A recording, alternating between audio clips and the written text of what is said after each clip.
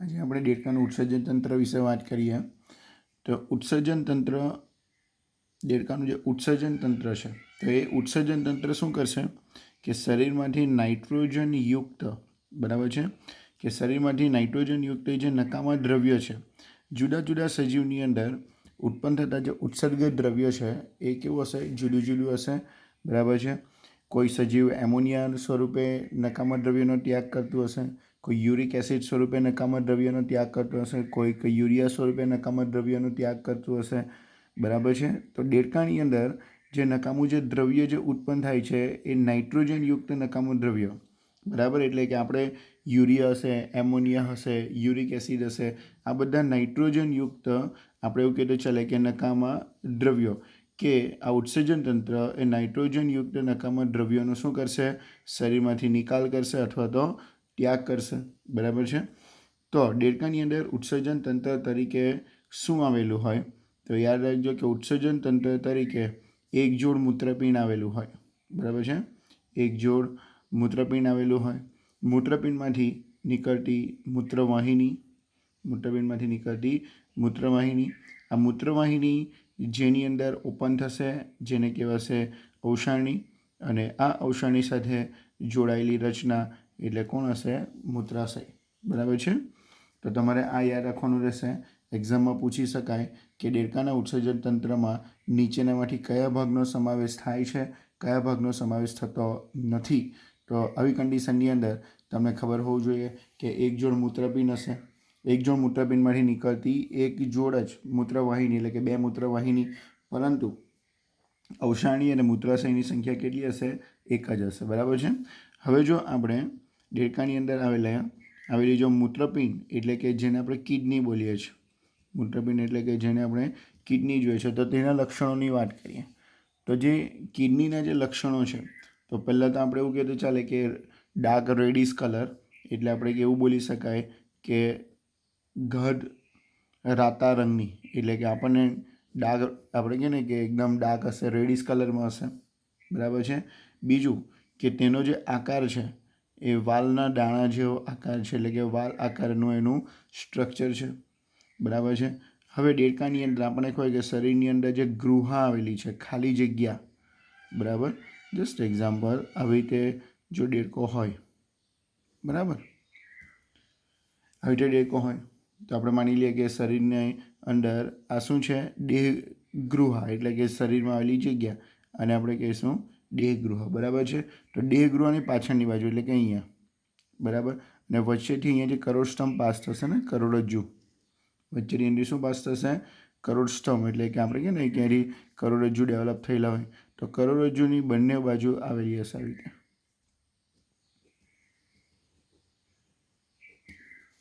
બરાબર. તો તમે કહી શકો કે આ જે કિડની છે, બરાબર, મૂત્રપિંડ છે, એ ક્યાં છે, જે દેહગૃહ છે તો દેહગૃહના કયા ભાગમાં છે, પાછળના ભાગમાં છે, બરાબર. એ દેહગૃહના કયા ભાગમાં આવેલું છે, પાછળના ભાગમાં આવેલું છે. અને બીજી લાક્ષણિકતા કઈ છે કે એ વચ્ચેથી જે શરીરના પૃષ્ઠ બાજુથી વચ્ચે પાસ થાય છે ને કરોડરજ્જુ, બરાબર, તો એ કરોડરજ્જુની બંને બાજુ આવેલી, બંને બાજુ એટલે આપણે બોલીએ ને એક જોડ કિડની, બરાબર, એક જોડ એટલે કે બંને બાજુ, કરોડરજ્જુની બંને બાજુ આવેલી છે. હવે ત્રીજું એ આઈએમપી છે અને તમારે યાદ રાખવાનું છે. તો આ જે કિડની છે, બરાબર, એ કિડની એ મૂત્રપિંડ નલિકા, કિડની એ મૂત્રપિંડ નલિકા, મૂત્રપિંડ નલિકાને તમે ઇંગ્લિશમાં કહી શકો નેફ્રોન્સ, મૂત્રપિંડ નલિકાને ઇંગ્લિશમાં શું કહી શકો, નેફ્રોન્સ. તો આ જે મૂત્રપિંડ નલિકા છે એ કિડનીનો રચનાત્મક અને ક્રિયાત્મક એકમ અથવા તો યુનિટ કહી શકાય, એકમ અથવા તો તમે શું કહી શકો, યુનિટ છે, બરાબર. આવું કેમ કીધું તો યાદ રાખજો કે મૂત્રપિંડ એ ઘણા બધા મૂત્રપિંડ નલિકાઓનું બનેલી રચના છે. એટલે કે તમે એવું બી કહી શકો કે ઘણા બધી મૂત્રપિંડ નલિકાઓ ભેગી થાય અને મૂત્રપિંડનું સ્ટ્રક્ચર બનાવી શકે, એટલે એને શું કીધું છે, રચનાત્મક. અને ઘણા બધા મૂત્રપિંડ નલિકા ભેગી થઈને દેડકાની અંદરથી નાઇટ્રોજનયુક્ત નકામા દ્રવ્યોનો શું કરશે? નિકાલ કરશે. એટલે એને શું કીધું છે? ક્રિયાત્મક. એટલે એને શું કીધું છે? ક્રિયાત્મક કીધું છે. તો ક્લિયર થઈ ગયું હશે કે કિડનીની અંદર શું આવેલું હશે? મૂત્રપિંડ નલિકા. કિડનીની અંદર શું આવેલું છે? મૂત્રપિંડ નલિકા આવેલી છે. આ મૂત્રપિંડ નલિકાને આપણે શું કહીશું? નેફ્રોન્સ. તો આ નેફ્રોન્સ એ બરાબર છે, નેફ્રોન્સ એ દેડકાની અંદર શું છે? રચનાત્મક અને ક્રિયાત્મક એકમ છે કે જે ભેગા મળીને મૂત્રપિંડની રચના કરશે અને ભેગા મળીને શરીરની અંદરથી નકામા દ્રવ્યોનો ત્યાગ કરશે. નકામા દ્રવ્યોનો ત્યાગ કરશે. એટલે એને શું કહેવાશે? રચનાત્મક અને ક્રિયાત્મક એકમ. બરાબર છે. હવે આપણને ખબર છે કે દેડકાની અંદર સ્પષ્ટ લિંગ ભેદ જોવા મળશે. બરાબર. દેડકાની અંદર આપણને ખબર છે કે દેડકાની અંદર આપણને સ્પષ્ટ શું જોવા મળશે? લિંગ ભેદ જોવા મળશે. એટલે કે નર દેડકા અને માદા દેડકાની અંદર આપણે એવું કહેતો ચાલે કે જુદા પડશે. બરાબર. તો હવે આપણે જો ઉત્સર્જન તંત્ર વિશે વાત કરીએ તો નર દેડકા અને માદા દેડકાની અંદર જે ઉત્સર્જન તંત્ર છે, બરાબર, એનું અરેન્જમેન્ટ અથવા તો એની આપણે કહીએ ને એનું સ્ટ્રક્ચર એ પણ કેવું છે? જુદું છે. તો જો આપણે નર દેડકાની વાત કરીએ તો આપણે મેલ ફ્રોગની વાત કરીએ તો મેલ ફ્રોગની અંદર યાદ રાખજો કે સમજી લો કે આ કિડની છે, બરાબર, આ મૂત્રપિંડ છે, બરાબર છે. તો મૂત્રપિંડ સાથે જ શુક્રપિંડ જોડાયેલું હોય. મૂત્રપિંડ સાથે જ શું જોડાયેલું હોય? શુક્રપિંડ જોડાયેલું હોય. બરાબર છે. અને તે અંતસ્થ રીતે મૂત્રપિંડ સાથે શું થયેલું હોય? શુક્રપિંડ જોડાયેલું હોય. ને તેમાંથી ફાઇનલી મૂત્રવાહિની નીકળતી હોય અહીંયાથી. બરાબર. આ શું છે? મૂત્રપિંડ છે. બરાબર છે. એની સાથે જોડાયેલી અહીંયા જે રચના છે એ શું છે?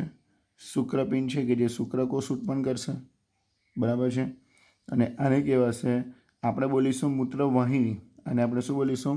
મૂત્રવાહિની.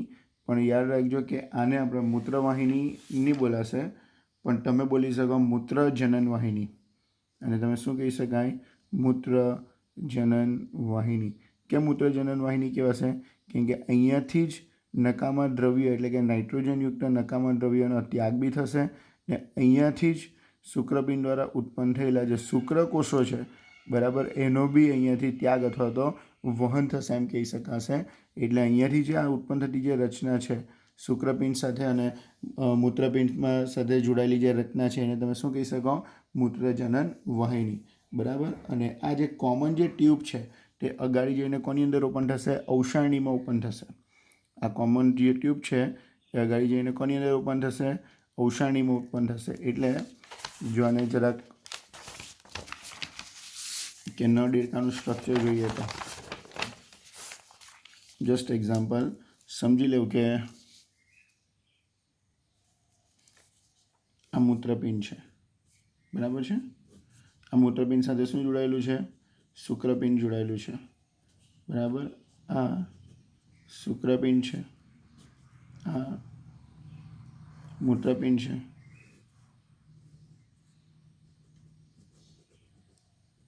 બરાબર. અને આ કોમન છે મૂત્રજનન વાહિની. બરાબર છે.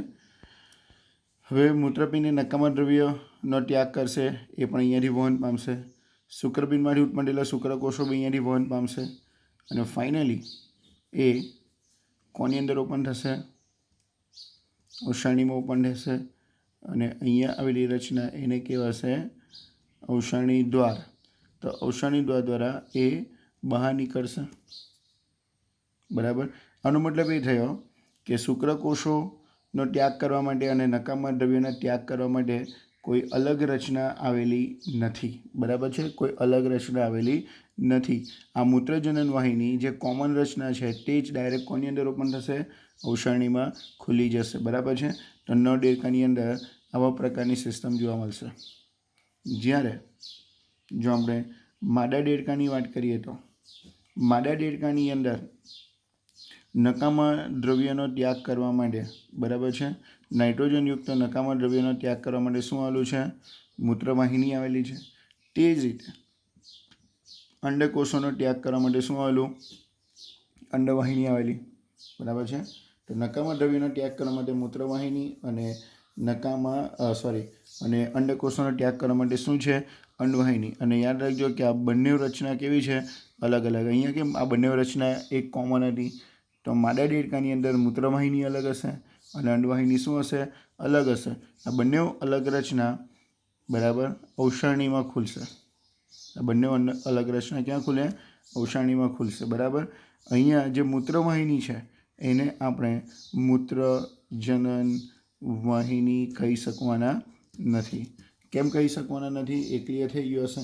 બિકોઝ ઓફ કે મૂત્રવાહિની અહીંયા અંડકોષોને વહન કરવાનું કાર્ય કરતું નથી। મૂત્રવાહિની એ નકામા દ્રવ્યનો ત્યાગ કરશે, જ્યારે અંડવાહિની એ અંડકોષોનો વહન અથવા તો ત્યાગ કરવાનું કામ કરશે બરાબર છે। તો નર દેડકા અને માદા દેડકાની અંદર જોશું તો ઉત્સર્જન તંત્રની જે રચના છે એ બંનેમાં કેવી છે? જુદી છે બરાબર। હવે આ જે અવસારણી છે એ અવસારણી સાથે આવું પાતળું આવી કોઈ રચના હશે તો પાતળી દિવાલવાળું, એટલે કે આ પાતળી દિવાલવાળું શું છે? મૂત્રાશય છે। આ પાતળી દિવાલવાળું શું છે? મૂત્રાશય છે, કે જે મળાશયની વક્ષ બાજુ, એટલે કે આ જે અવસારણી દ્વાર છે તેની અહીંયા વક્ષ બાજુએ શું થયેલું હોય? ગોઠવાયેલું હોય ને એ પણ ક્યાં ઓપન થશે? અવસારણીમાં જ ઓપન થશે। એટલે યાદ રાખજો કે જે મૂત્રાશય છે પાતળી દિવાલવાળું છે। મૂત્રાશય એ પાતળી દિવાલવાળી રચના છે એમ કહેતો ચાલે। અને કે જે આપણે એ પણ ક્યાં ઓપન થશે? એટલે અવસારણીમાં જ ઓપન થશે બરાબર। હવે જો આપણે વાત કરીએ કે દેડકો એ નકામા દ્રવ્ય ઉત્પન્ન કરે બરાબર છે। તો યાદ રાખજો કે દેડકો જે નકામા દ્રવ્ય જે આપણે બોલે કે નાઇટ્રોજન યુક્ત નકામું દ્રવ્ય, કેવું દ્રવ્ય? નાઇટ્રોજન યુક્ત નકામું દ્રવ્ય। અને યાદ રાખજો કે આ નાઇટ્રોજન યુક્ત જે નકામું દ્રવ્ય છે એ કયા સ્વરૂપે ઉત્પન્ન થશે? યુરિયા સ્વરૂપે શરીરમાંથી બહાર નીકળશે બરાબર। આ નાઇટ્રોજન યુક્ત જે નકામું દ્રવ્ય છે કે જે યુરિયા સ્વરૂપે શરીરની બહાર નીકળશે બરાબર। એટલે આવા સજીવ જે યુરિયાનો ત્યાગ કરે છે બરાબર, એને તમે કહી શકાય યુરિયા ત્યાગી। એને તમે શું કહી શકાય? યુરિયા ત્યાગી સજીવ કહી શકો। નાઇટ્રોજન યુક્ત નકામા દ્રવ્ય તરીકે યુરિયાનો ત્યાગ કરે છે એટલે એને શું કહેવાશે? યુરિયા ત્યાગી સજીવો કહેવાશે બરાબર છે। હવે શરીરમાં જે ઉત્પન્ન થયેલા જે નકામા દ્રવ્ય છે કે જેને આપણે ઉત્સર્ગ દ્રવ્ય કીધું, નાઇટ્રોજન ઉત્સર્ગ દ્રવ્ય એટલે કે યુરિયાની વાત કરી, તો આ જે ઉત્સર્ગ દ્રવ્ય છે એ કોની અંદર મિક્સ હશે? રુધિરની અંદર હશે। આ ઉત્સર્ગ દ્રવ્ય ક્યાં હશે? રુધિરમાં હશે। રુધિરમાંથી આ ઉત્સર્ગ દ્રવ્યનું વહન ક્યાં થાય? મૂત્રપિંડમાં વહન થશે। આ જે ઉત્સર્ગ દ્રવ્ય છે એ રુધિર દ્વારા મૂત્રપિંડ સુધીનું વહન થશે અને મૂત્રપિંડમાં વહન થયા પછી રુધિર અને જે ઉત્સર્ગ દ્રવ્ય છે, રુધિર અને જે ઉત્સર્ગ દ્રવ્ય છે એ બંને કેવા થઈ જશે? અલગ થઈ જશે। અને ત્યાર પછી આ ઉત્સર્ગ દ્રવ્યનું શરીરમાંથી શું થઈ જશે? ઉત્સર્જન થશે। તો ક્લિયર થઈ ગયું? આ જે ઉત્સર્ગ દ્રવ્ય છે એ રુધિર દ્વારા મૂત્રપિંડ સુધીનું વહન થશે અને વહન થયા પછી બરાબર છે મૂત્રપિંડની અંદર રુધિર અને ઉત્સર્ગ દ્રવ્ય અલગ થશે અને ત્યાર પછી એનું શરીરમાંથી ઉત્સર્જન એટલે કે શરીરમાંથી દૂર થશે બરાબર છે। હવે આપણે એક નવો ટોપિક જોઈશું દેડકાની અંદર બરાબર। દેડકામાં નિયંત્રણ અને સહનિયમન એટલે તમે કહી શકો કોર્ડિનેશન એન્ડ કંટ્રોલ બરાબર। તો યાદ રાખજો કે દેડકાની અંદર નિયંત્રણ અને સહનિયમનની જે ક્રિયા છે એ પૂર્ણ વિકસિત છે। નિયંત્રણ અને સહનિયમનની ક્રિયા કેવી છે? પૂર્ણ વિકસિત છે। અને આ જે પૂર્ણ વિકસિત જે ક્રિયા છે તો તેનું નિયંત્રણ કરવા માટે એની અંદર બે પ્રકારની સિસ્ટમ આવેલી છે। એક તો અંતઃસ્રાવી ગ્રંથિઓ, એક શું આવેલું છે? અંતઃસ્રાવી ગ્રંથિઓ, અને બીજી જે સિસ્ટમ છે તે કઈ છે? ચેતાતંત્ર। તો દેડકાની અંદર આપણે કહીએ ને કે કોર્ડિનેશન એન્ડ કંટ્રોલ બરાબર છે, તો તે ક્રિયા પૂર્ણ વિકસિત છે અને આ પૂર્ણ વિકસિત ક્રિયા કરવા માટે એની અંદર અંતઃસ્રાવી તંત્ર અને બીજું શું આવેલું છે? ચેતાતંત્ર આવેલું છે। જો આપણે અંતઃસ્રાવી તંત્રની વાત કરીએ તો શરીરના જે જુદા જુદા અંગો છે બરાબર છે, શરીરના જે જુદા જુદા અંગો છે તે એકબીજા સાથે રાસાયણિક સહનિયમન, બરાબર, એટલે કે રાસાયણિક એટલે કે શરીરમાંથી ઉત્પન્ન થતા દ્રવ્યો, બરાબર, રાસાયણિક સહનિયમન એટલે કે જેને જુદા જુદા જે દ્રવ્યો એટલે કે શું ઉત્પન્ન કરશે, અંતઃસ્રાવો દ્વારા આ સહનિયમનની ક્રિયા થશે. શરીરના જે જુદા જુદા જે અંગો છે તેની અંદર રાસાયણિક સહનિયમન એટલે કે અંતઃસ્રાવો દ્વારા જુદી જુદી શું થશે, ક્રિયા થશે અથવા તો જુદી જુદી ક્રિયાઓનું નિયંત્રણ થશે. બરાબર છે. અને આ અંતઃસ્રાવો જે શરીરના જુદા જુદા ભાગમાં આવેલી અંતઃસ્રાવી ગ્રંથિ, શરીરના જુદા જુદા ભાગમાં આવેલી અંતઃસ્રાવી ગ્રંથિ દ્વારા શું થશે, સ્ત્રવિત થશે. તો ક્લિયર થઈ ગયું હશે કે દેડકાની અંદર નિયંત્રણ અને સહનિયમનનું કાર્ય કરવા માટે જે બે સિસ્ટમ આવેલી છે, બરાબર, એક કઈ સિસ્ટમ છે, અંતઃસ્રાવી ગ્રંથિ, અને બીજી કઈ છે, ચેતાતંત્ર છે. તો જે અંતઃસ્રાવી જે ગ્રંથિ છે એ શરીરના જુદા જુદા ભાગોમાંથી શું કરશે, અંતઃસ્રાવ ઉત્પન્ન કરશે. જસ્ટ એક્ઝામ્પલ, આ ગ્રંથિની વાત કરીએ તો પિટ્યુટરી ગ્રંથિ, આપણને ખબર છે કે પિટ્યુટરી ગ્રંથિને માસ્ટર ગ્લેન્ડ કહેવાય, જે ઘણી બધી બીજી બધી જે ગ્રંથિ છે એની ઉપર શું કરશે, નિયમન કરશે. તે જ રીતે થાઇરોઇડ, બરાબર છે, પેરાથાઇરોઇડ, થાઇમસ, મગજમાં આવેલી પિનિયલ કાઈ, બરાબર છે, તે જ રીતે પાચનતંત્ર સાથે જોડાયેલું સ્વાદુપિંડ, સ્વાદુપિંડની અંદર આવેલા કોષપુંજ,